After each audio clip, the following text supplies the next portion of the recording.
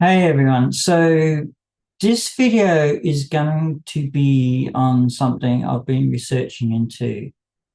So they have found a gene called the OXTR gene, which inhibits oxytocin. So if we think about attachment style as, say, the software, and the hardware is DNA. This makes the whole world of attachment style a little bit more interesting because if we are talking about when generally in the past I've mentioned that examples of secure are people that can sit down and discuss things rationally. There's no protest behavior where there's no blaming.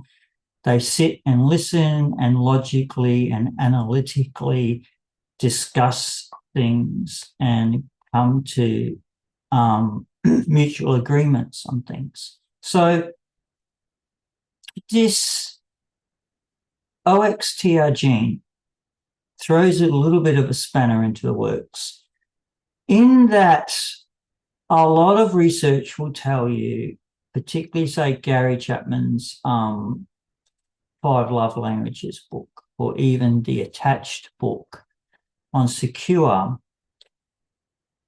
will let you know that essentially they are like a blueprint of your typical family. Like we could say nuclear family if you wanted to, but generally your breakfast commercial family of husband and wife love each other, give each other a kiss goodbye. They love their kids. The kids feel happy, cared for, and secure. Um, and there's no drama, so to speak. But what's interesting is what happens if secure somehow ends up having the OXTR gene. What happens if what we generally accept in the public domain of someone who's secure, born into a healthy, loving family, understands that what is deemed acceptable behavior of hugging, kissing, intimacy, for them, all of a sudden it's a problem. All of a sudden you have someone that can provide, they can care for, they can rationalize things, they can discuss things, they want to be in a relationship, but it's uncomfortable for them to have intimacy. And it's not like the avoidants who have it from childhood trauma or from learnt behavior. So this is quite an interesting thing in the mix here because it's sort of, I don't know, it's sort of almost like a car that's always had four wheels and one wheel falls off. And it's like they could talk, they they could love, they could provide, and they could have intimacy. And all of a sudden the intimacy's dropped out of it. And then how does the other partner feel? I can talk to my partner. They're rational, that they're providing for me. Um, there's a degree of love there, but they go to hug them and they can't be hugged. They go to hold their hand and it's uncomfortable, but they do everything else right.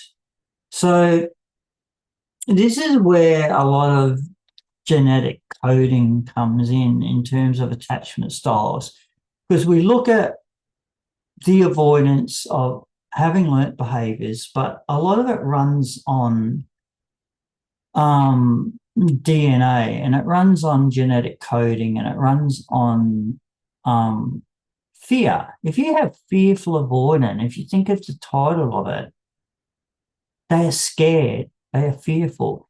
And if you think about dismissive, the way they get through their life is by discarding and throwing away and making relationships and throwing them away. And they literally walk away. And that person is never even thought of in their life. Fearful avoidance do. Fearful avoidance can actually conjure up the ultimate partner by taking a little bit of this partner, a little bit of this partner, and they make up the ideal person, and they'll meet the next one and they go, oh, they're close to the ideal person. But they'll just do that loop of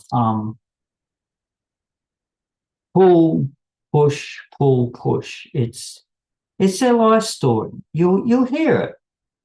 You'll talk to them and go, oh, I meet someone that goes really well for so long, and then I get uncomfortable. And if they open up, this is their story. It's all documented. And we mightn't think anything of it now with the way divorces are on the rise, and 50% of divorces and all of this, the whole world's changed for us. What was your traditional like 50s, 60s weddings and meeting people that go, oh, we were married for 60 years and then my partner passed away. We mightn't even ever hear these stories again. We might just hear, I'm on my fourth husband and this has just become normalized, or I don't even need anyone. I could be born. They're saying, I came into this world alone, I'll go out of this world alone. So while it's wonderful that diversity is accepted a lot more now, like even physical features of tattoos and piercings, and we're watching everything change around us, even now, actual attachment styles, like the four ingrained things in the attachment book, is now starting to mutate itself. And so it's interesting as where do we end up with this? Where do we end up with an even more fractured, when you only had 60%, 6 out of 10 people could be in secure relationships that had a chance of lasting. Then you've got anxious attachment that maybe if they're lucky enough to pair up with secure, they could move to secure. It has been proven that attachment styles can slide. Like there's more chance of an anxious sliding in secure if the secure grabs this fearful and go, there's a lot of potential there. They worry a little bit if I don't text them and things like this. And they might be fine with it. Go, I can understand a bit of anxiety. And that person might just calm down. They mightn't hear from the partner for 4 hours, and they've moved into a space where they go, oh, they're all right. I'm sure there's nothing wrong.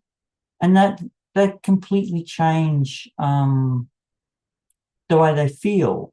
Sometimes people will meet people and they might even vocalize, I feel safe with you. I feel comfortable with you. I like being around you. I enjoy your energy. And this can be coming from an anxious person because you calm them down. We've talked about like somatic co-regulation before. So the oxytocin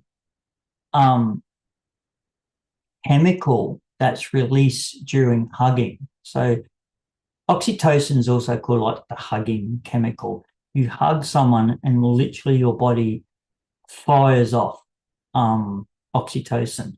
And so it's like a comforting hormone. Like it's like elation, but it makes you feel safe.